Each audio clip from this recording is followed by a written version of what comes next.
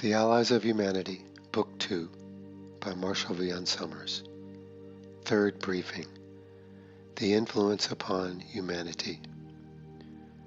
It is vital for us to talk now about the nature of the inducement that is being placed upon humanity. Because this is an intervention and not a visitation, and because its overall aim and goal is domination of your world and the subjugation of the human race. The methods that will be employed will be used to encourage, to induce, and to seduce humanity into a cooperative, subservient role to your visitors. Because your visitors are not allowed to invade this world outright, they must use these methods. Because there is more than one collective functioning in the world seeking to attain this goal, they will all use these methods. In this, collectives operate in much the same way. Because they do not venture into uncharted or distant territories, the collectives must maintain their focus where they have a concentration of power and where their organization can function effectively. In this, they have become quite adept in using the powers of persuasion.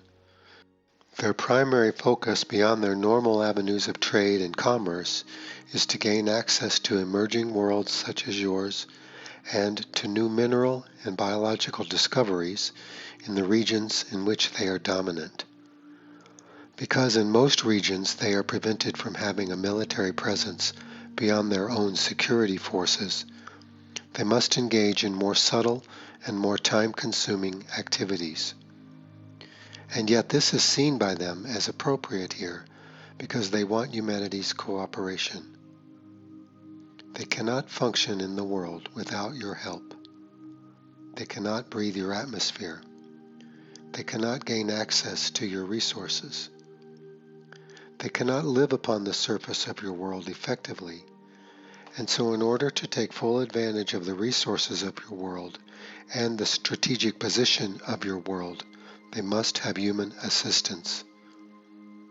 Indeed, beyond this, the collectives that are functioning in the world today want to add a human component to their collective community and mentality. It is not simply that they want you to be a workforce for them, they want you to become a part of them. This adds to their collective strength and will minimize any resistance in the future that humanity might mount for its own sake. This is why there is such a great investment of time and energy in gaining human allegiance, in bonding with humanity through interbreeding, and in establishing a deep and pervasive association with the human family.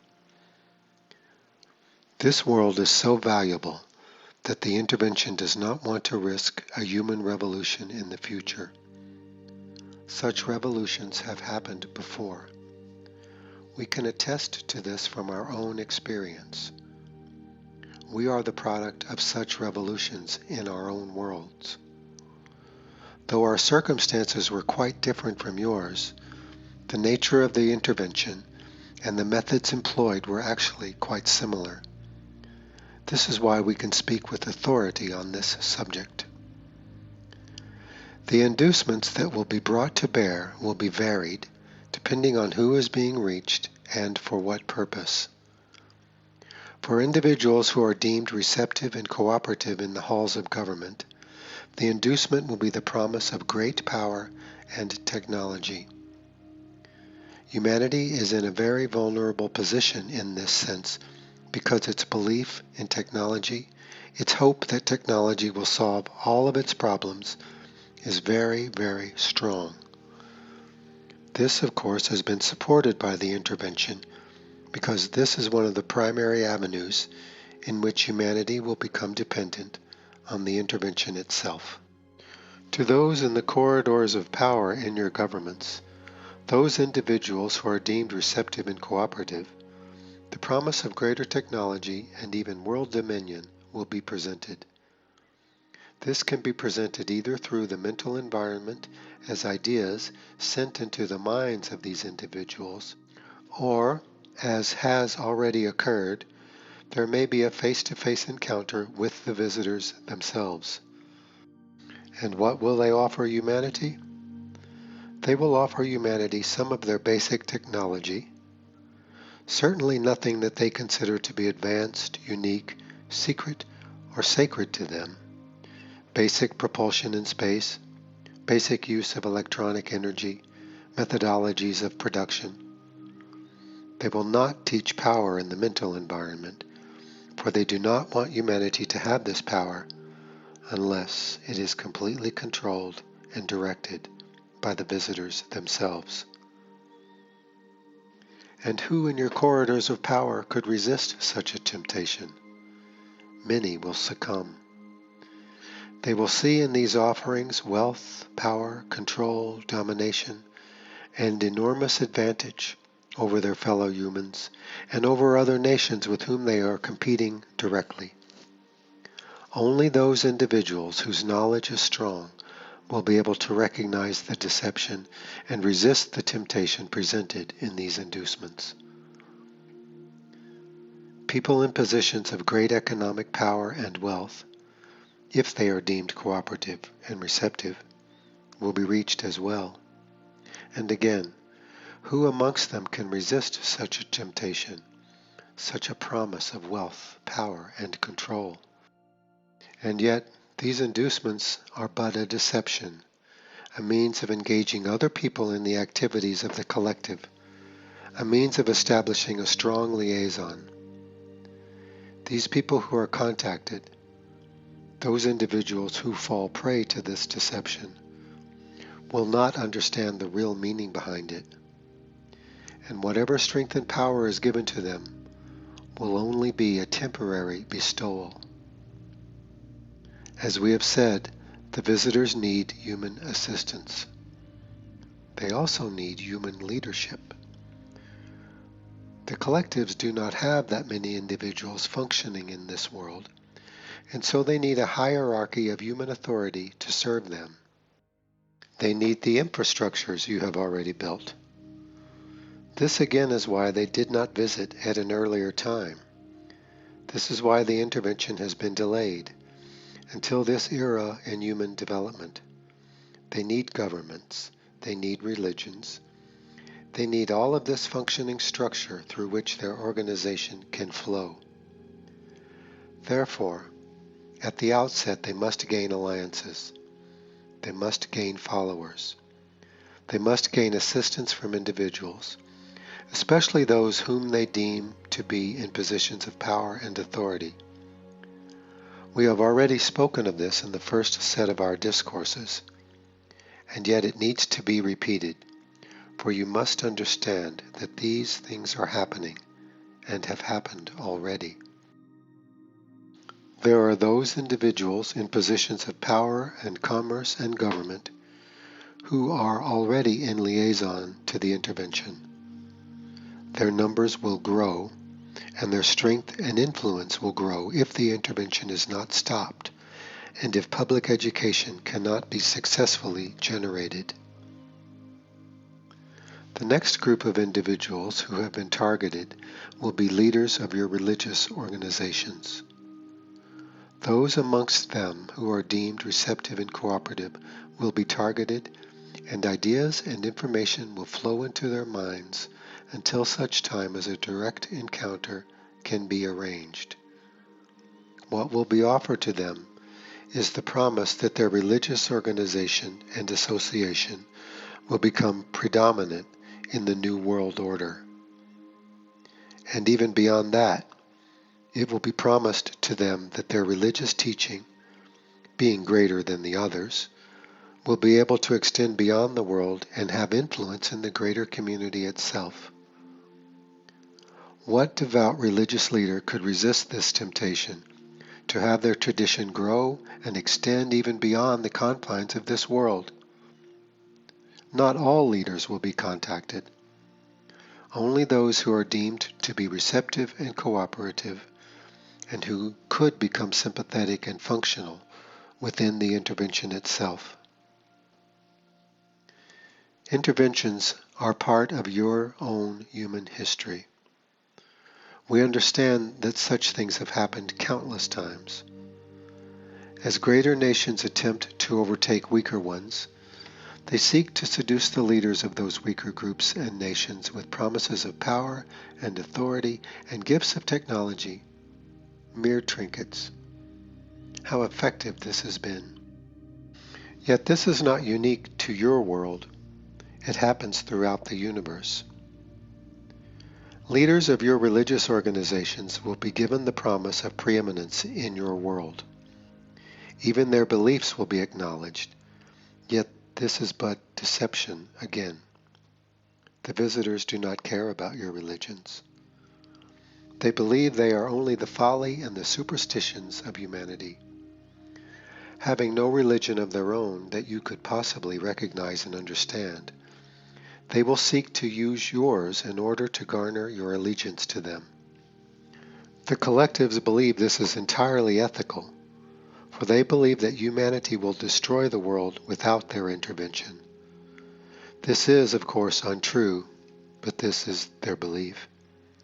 And they feel that such methods are needed to secure the end that they are attempting to achieve. The collectives can justify these behaviors because they believe in the superiority of their race and in the necessity of their mission here in the world. Their thought is, why let the natives ruin the world when we can run it for them, and we can teach them the great value and benefit of our collective community? This is why you must not view the intervention in a superstitious manner. The visitors are not angels, and they are not demons. They are individuals who are driven by the same needs that drive humanity. And they will employ many of the same techniques that humanity has attempted to employ, though on a far lesser scale, in order to achieve their goals. Next, the inducement will be focused upon two distinct groups of individuals. Actually, these are not groups of individuals, but really a classification of individuals. The first are those who are considered psychic and sensitive. The inducement here is to recognize their sensitivity and to induce them into the collective mind of the intervention itself. Here they will be encouraged to support the intervention, and their own beliefs regarding the frailties and the sinfulness of humanity will be encouraged. And their hope that some greater power from beyond the world will come to rescue humanity from its own demise will be greatly encouraged. Here it will be taught to them that they are part of a greater association of life that is demonstrated by the intervention itself. Here their religious views and aspirations will be encouraged, but directed towards the collectives.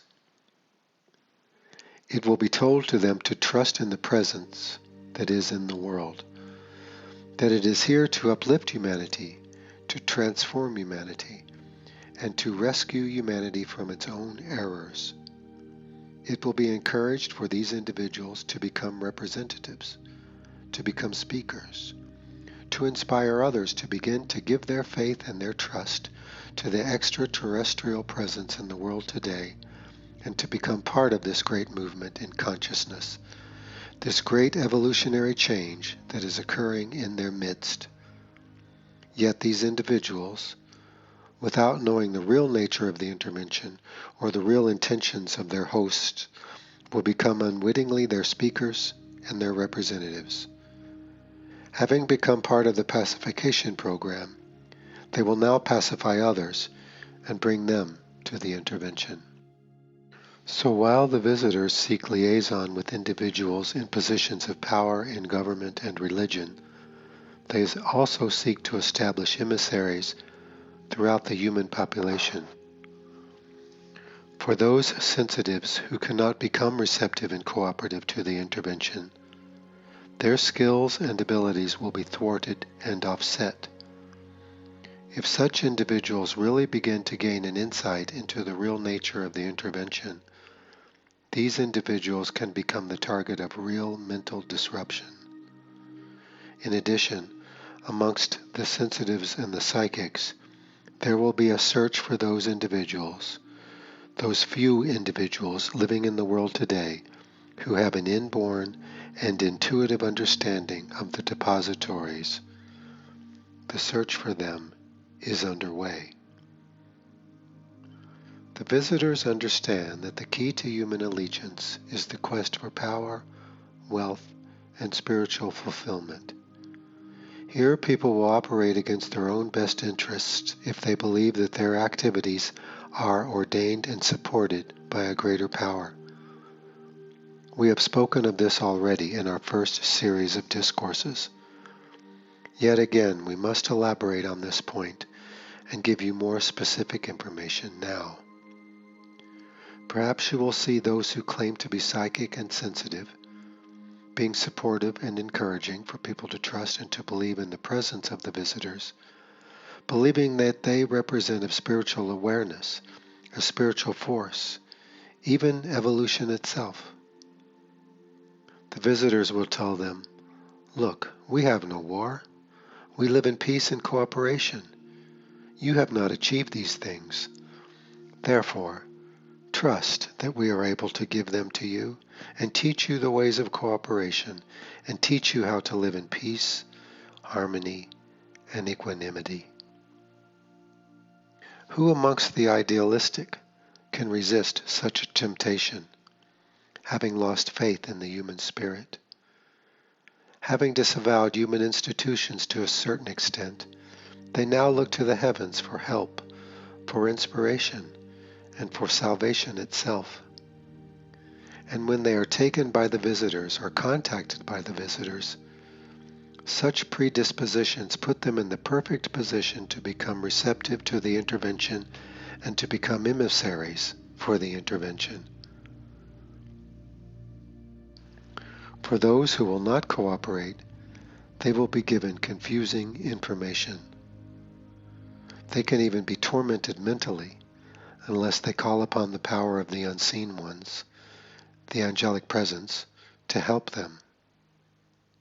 And they must gain a strong position of resistance to the intervention with a real understanding of the intervention. Our words will give them strength, encouragement, and ultimately freedom from any such manipulation that may be placed upon them. This, in part, is why our message is so urgently needed in the world today. The next group who will be contacted will be those who are zealous representatives of their own religious traditions. Their fundamentalism is very close in many respects to the philosophy and the mentality of the collectives.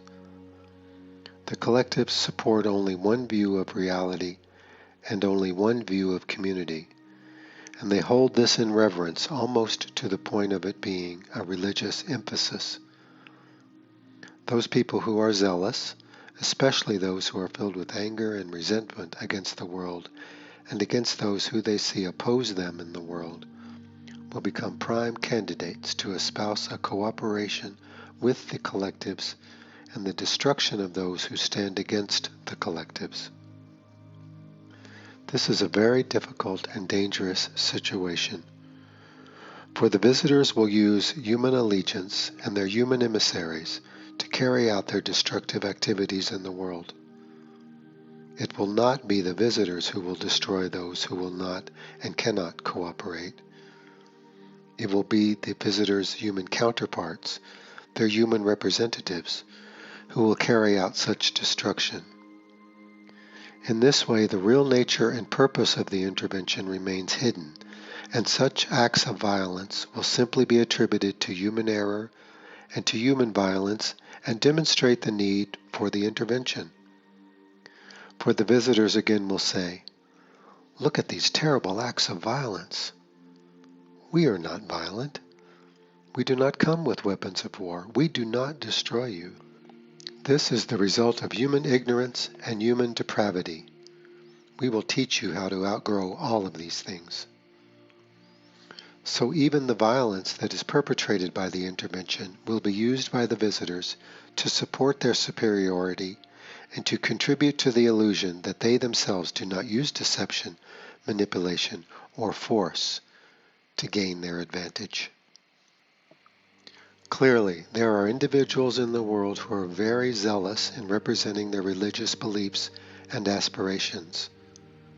The unseen ones have told us much about this, and we of course have seen this in many other worlds. It is not unique to humankind.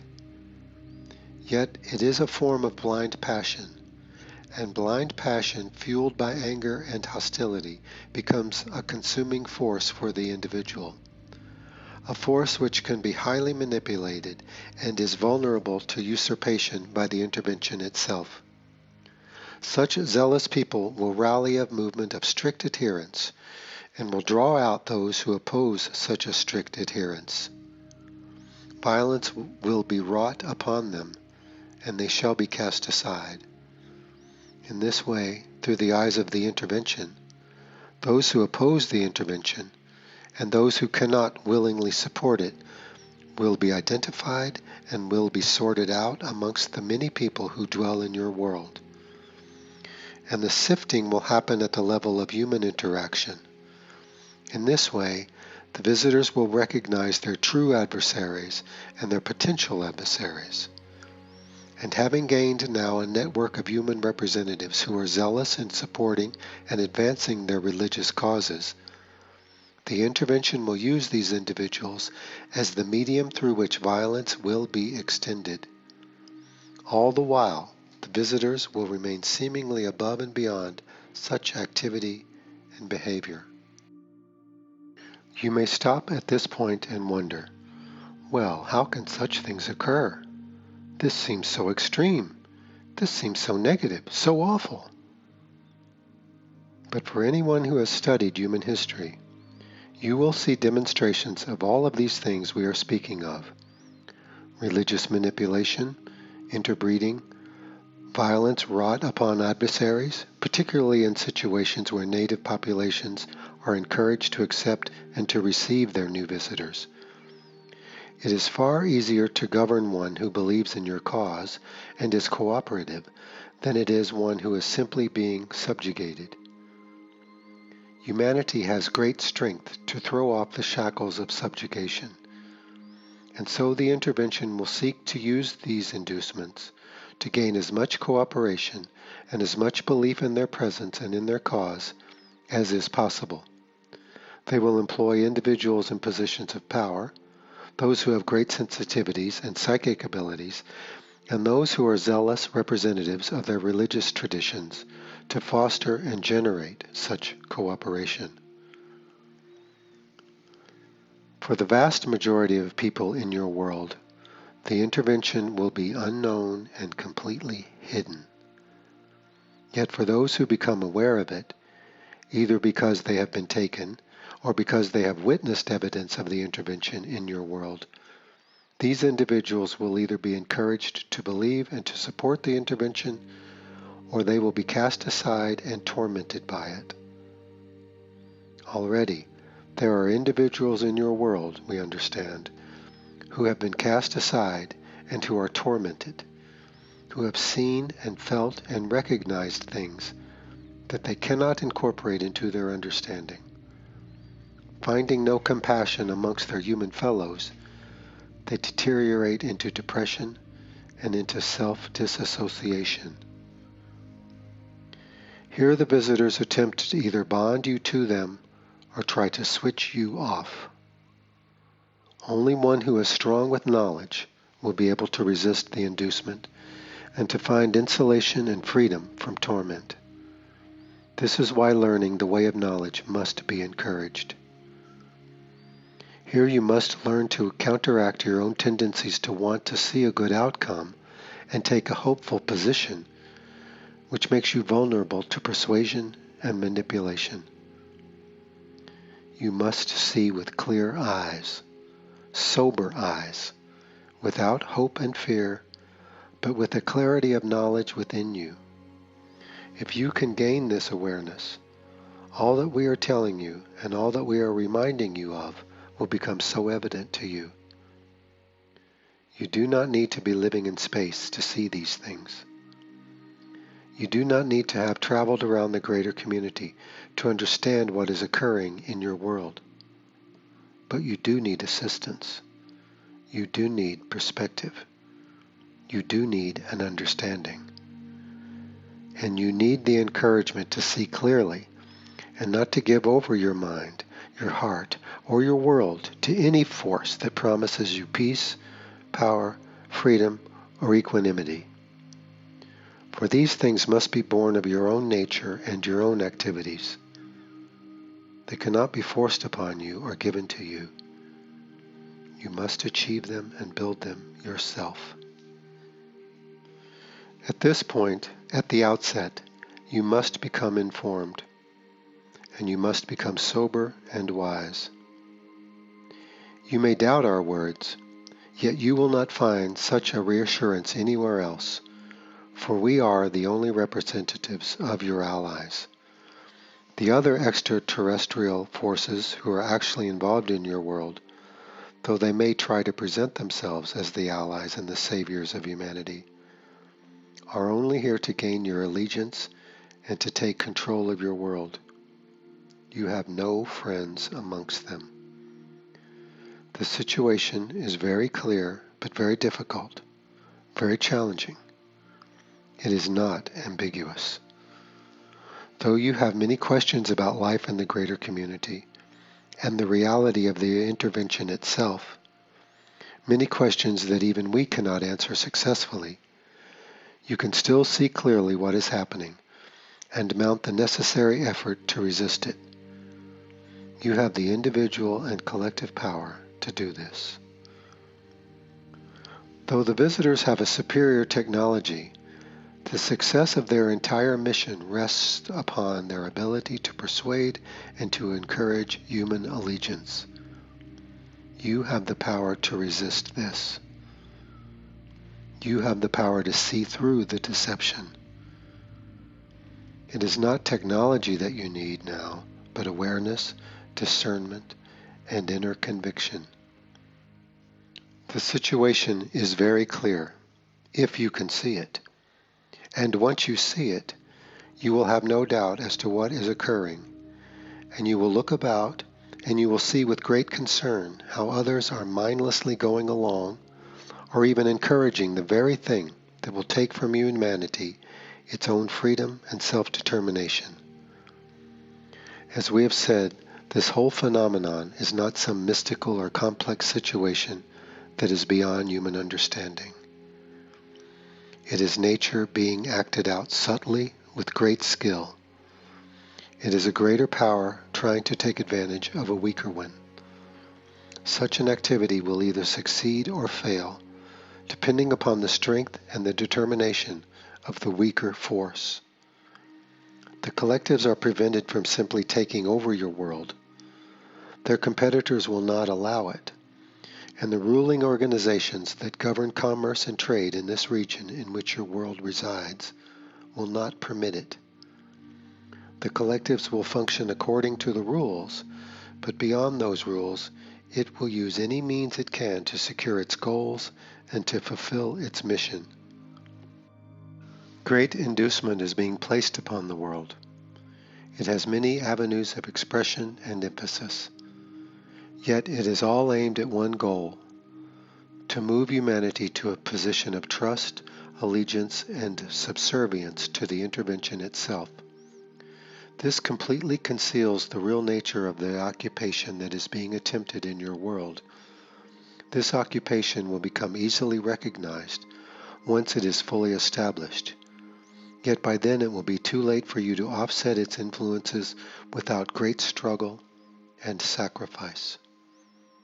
Therefore, we urge you and strongly encourage you to place this phenomenon at the forefront of your awareness and attention. You have time to stop the intervention. It can be stopped. You have the power and the collective strength to do this. It is not technology that is your disadvantage. It is ignorance. It is greed. It is hostility. It is naivete. These are the things that will undermine humanity's strength. It is these things that will enable the world to be overtaken without war and without violence being carried out on a large scale. It is the power of knowledge within you that will make all the difference once you gain the eyes to see and can understand the situation clearly.